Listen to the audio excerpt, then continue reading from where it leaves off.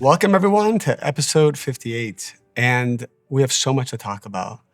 I have so many powerful concepts I want to share with you, and it's a very powerful time. Many of you might already be feeling what we call the return of so many things in our lives that maybe we resolved, maybe we didn't, but there's some residue left and it's coming back. Old relationships, old worries, old fears, old anxiety comes back. And it's not to punish us, but to give us an opportunity to rise to our greatest destiny.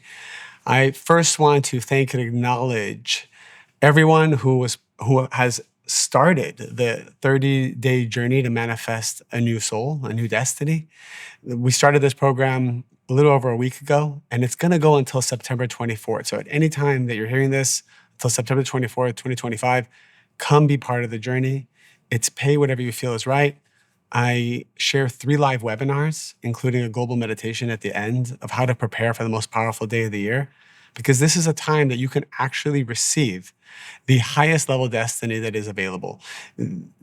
Each one of us has a specific life that's carved out for us, and we have many destinies, and the highest destiny is available.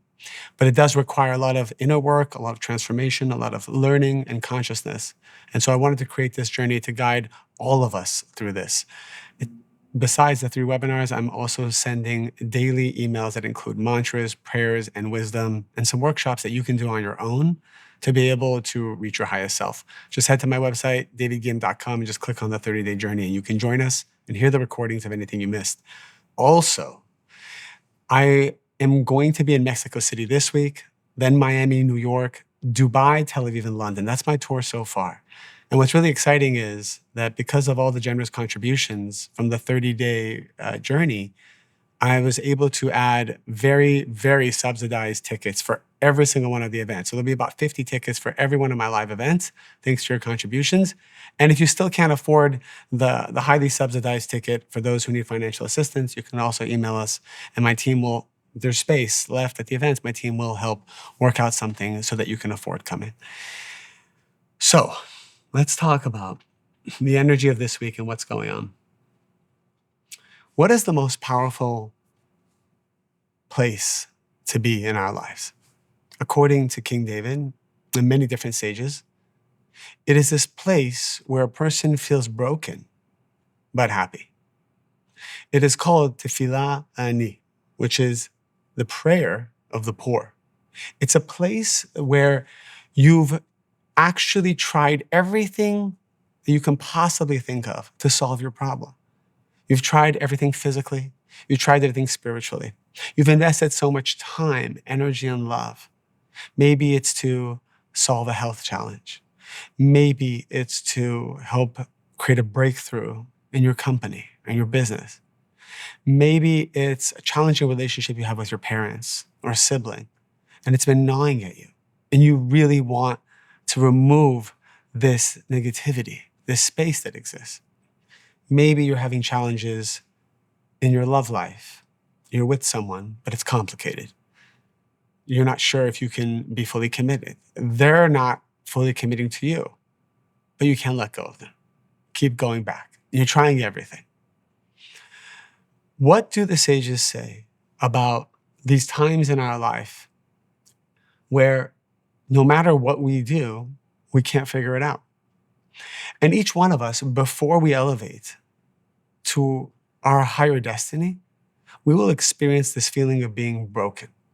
And I want to share exactly what you will go through, as well as tools that have been given to us that you can use when you're going through it. Because when you know why you're going through something, and you know how to inject the right consciousness and energy while you're going through it, this is how you close the space faster. This is how you shrink time and elevate in a much faster way. The pain can last 6 years, 6 months, 6 days, or just 6 minutes. In Kabbalah, we want to get down to the 6 minutes. We want to get down to shifting destinies almost immediately because we understand the big picture. We understand why we're going through it. And instead of being victims and being negative and having doubts and fears and complaining about it, which only prolong the process, We want to know exactly what to do at that moment to act like the creator, shift to a new vibration, and receive the miracles that have been destined for us. So what does the process look like? In life, when you have a desire for something, it means that this thing that you desire wants you. That's why you have a desire for it. Let's say you want to be in a relationship. Why do you want to be in a relationship? Because the relationship wants to be with you. There's a person out there, a man or woman, who's craving to be with you, whose soul wants to be with you. But for reasons of earning, spiritual earning that we call bread of shame, we talked about in our courses, you have to go through a process before you earn each other. That earning is shedding and removing limited belief systems, negative consciousness, jealousy, fears, doubt, insecurity, removing these layers so that the soul can fully shine by being aligned with the attributes of the creator. And when you are like the creator, then you can meet your soulmate. We have many different soulmates. We have many different levels of these souls. But bottom line is we just want to be happy. We want to have fulfillment. This desire starts to draw in the fulfillment. But as the fulfillment is being drawn, it hits a point that's called the masach. Literally, this is deeper Kabbalistic knowledge called the curtain, which then creates a major darkness. So it's kind of interesting. When I have a desire for something, and when a person wants to be wealthy, a person wants to be in love, a person's looking for healing, often what will happen is the opposite will happen first. It will feel like nothing is working. It will feel like you're going backwards. It will feel like everything you're trying to do isn't creating the outcome you want. Now, why does that happen? Well, first, you actually have to do everything. What I've shared once in my abundance seminar, for those of you who have taken it, Limitless Abundance, I've shared, suffocate the system. Right? When I want to manifest something in the business world, what do? I suffocate the system. I try everything to manifest it, both physically and spiritually. I remember there was a product I wanted to create, and everyone said this ingredient didn't exist. I didn't just take their word for it. I scoured the earth for this ingredient. I went to every trade show. I called every manufacturer. I called every vendor. I made sure, even if my logical mind said, what's the point? You're going to go all the way over there. All that's going to happen is you're going to realize the ingredient's not there. I said, doesn't matter. I'm getting on the plane and I'm going there. Even if I go there for one day and I fly 12 hours, it is worth it. Not because logically I will find what the ingredient is, but because of the energy I inject to spend 2 days and fly 12 hours, that energy is moving me closer to the goal of finding the ingredient maybe somewhere else. So if you just stay at home and use your logical mind not to suffocate the system, not to inject energy, not to inject consciousness, both spiritually and physically, you're not going to get anywhere. There are people who just talk about May I have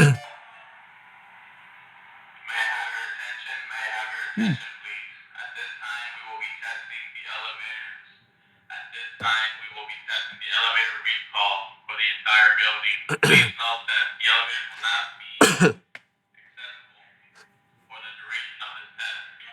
We approximately 30 minutes downtime. The elevators will not be usable during this time. Thank you.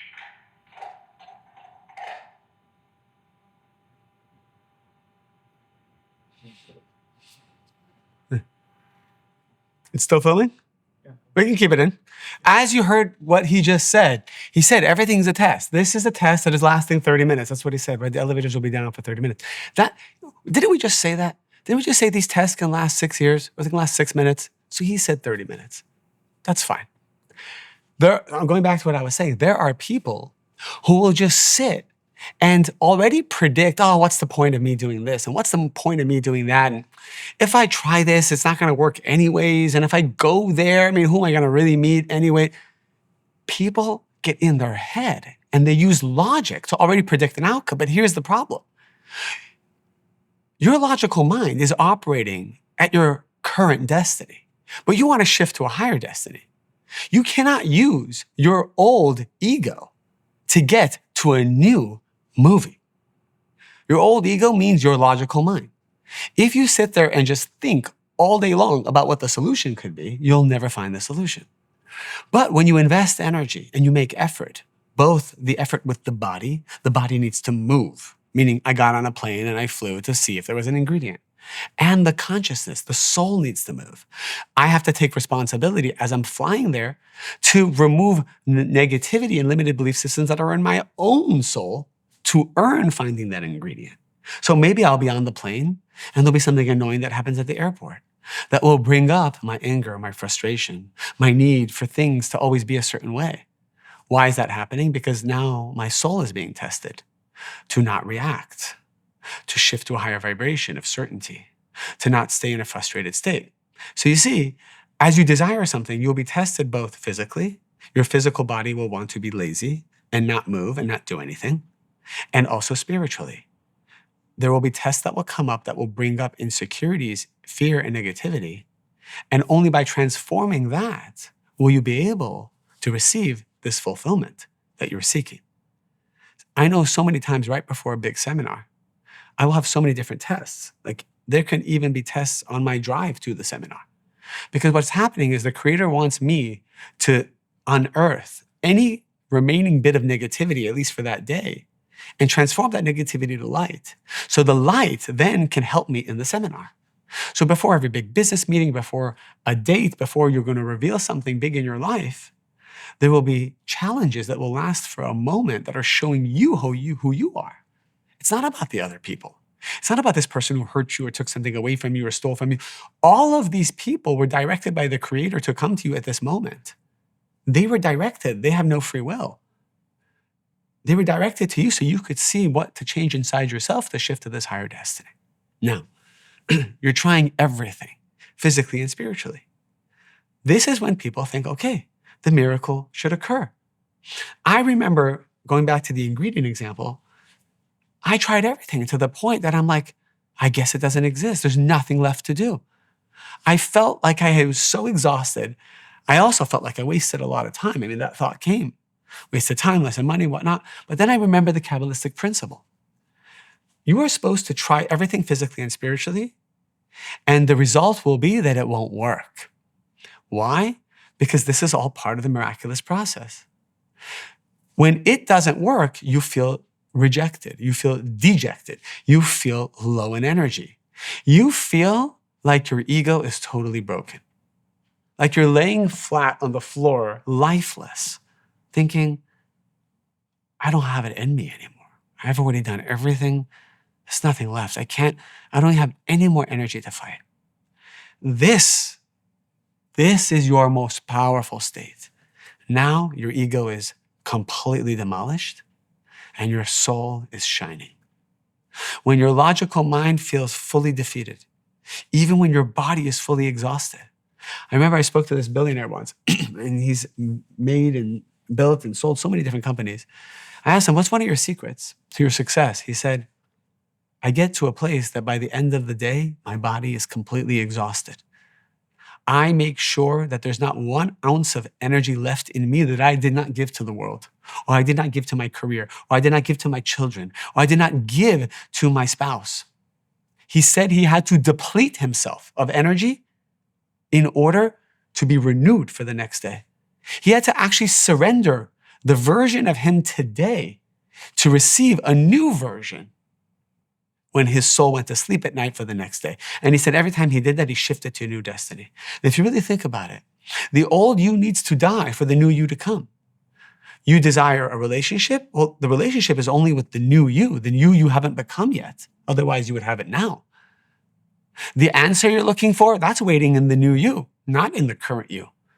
That sustenance that you crave, that you're not there yet. You're walking by a store, you're looking at clothing that is expensive and you love it and you're like, oh my God, I want to buy that, but I can't afford it. Well, the reason you want to buy it is because the new you can buy it. The new you can afford it. You're just not there yet. The reason you're not there is because the old you has to surrender and die. And that is why when you try so hard at something, the result will be initially that it won't work. So that the old you can finally die. Because if the old you was successful in creating something in this physical world, you'd still be stuck with the old you. It has to die. Now, This is why the most successful people in our world, physically and spiritually, always went through the same process. It's always the story of they almost went bankrupt fully and then they became a billionaire. The whole thing fell apart, almost didn't get the funding, almost this, like to the last moment, because it was crushing them. Now, you don't have to let these things crush you. You don't have to let these things scar you. Because once you know what's happening and why it's happening, you don't have post-traumatic stress from it anymore. Because you're not harboring this negativity inside you like, oh my God, this is so bad. You're basically saying all the time, this is so good. That's why in your Infinite Soul Class 1, we say, pause, what a gift when something negative happens. Because it is a gift. It's moving you closer to the demolition of the old you. Now, when you get to that place where you feel totally like at the bottom, this is where you pray. You can ask for anything. And the reason why prayer is powerful is because built into prayer is this thought that you know the Creator is in control. That's why you're praying, because you know the Creator is in control. Otherwise, you wouldn't pray. You would just try to figure it out yourself. This is why being an atheist ultimately can bring miracles. Not because you have to believe in the Creator, but you have to believe that you are not in control. That's how you die and are reborn again to your new you.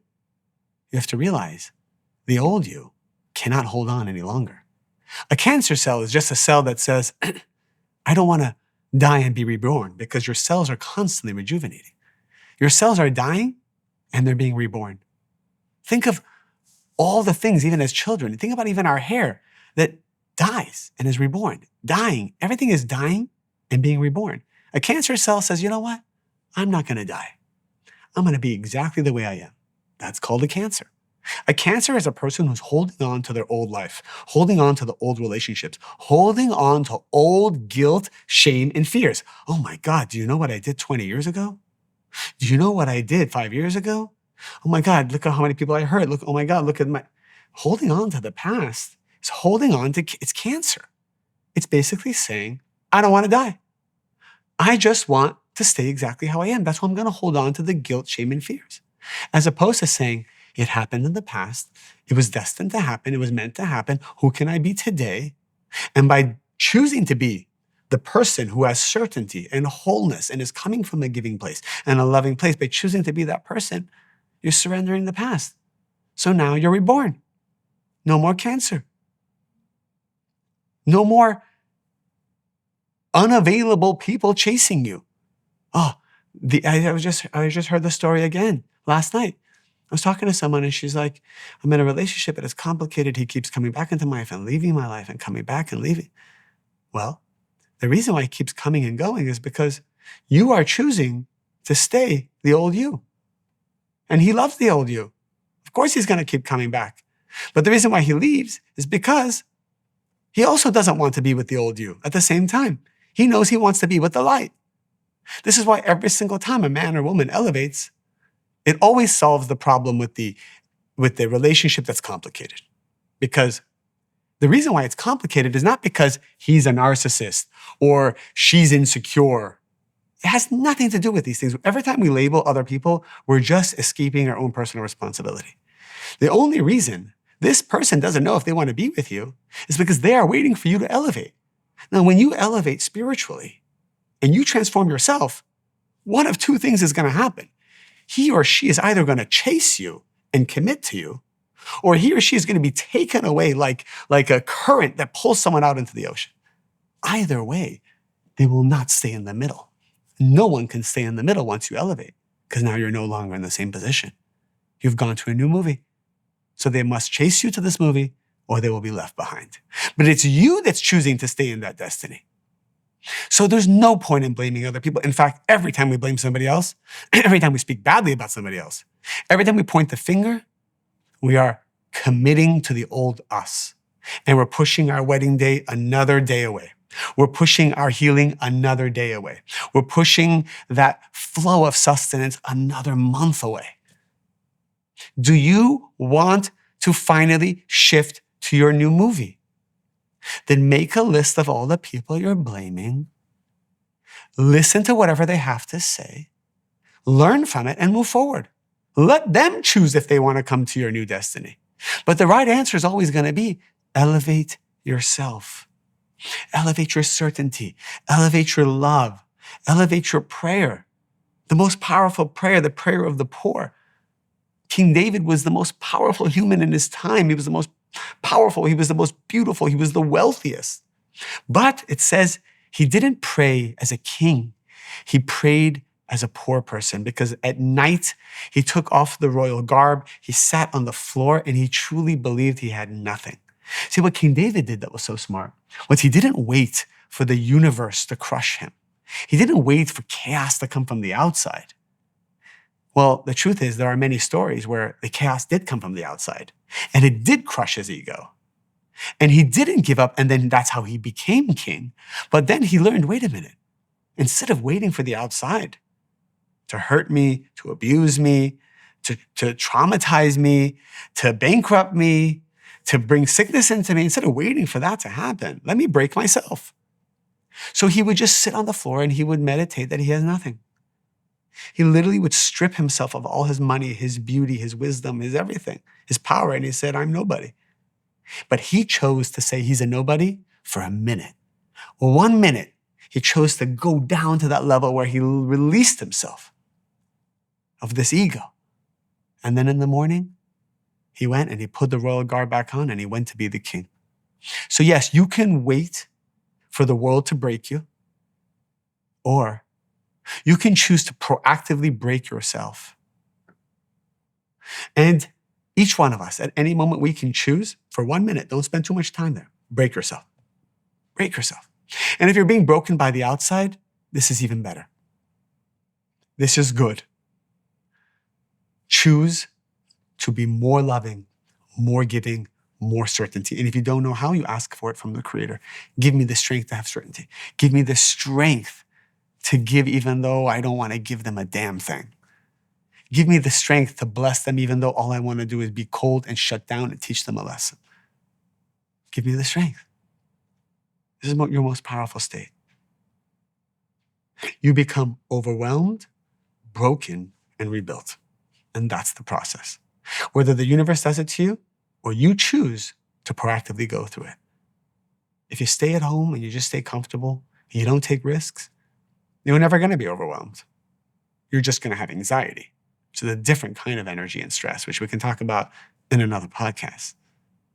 But when you go out there and you put yourself out there, and you take that leap, you take that chance, all for the right intention, and it doesn't work, that's how you know it's working. Now your ego is broken. Now you can ask for everything, and that's how the miracle will come. Let's close with a prayer that we can all use to give us strength and energy through this process.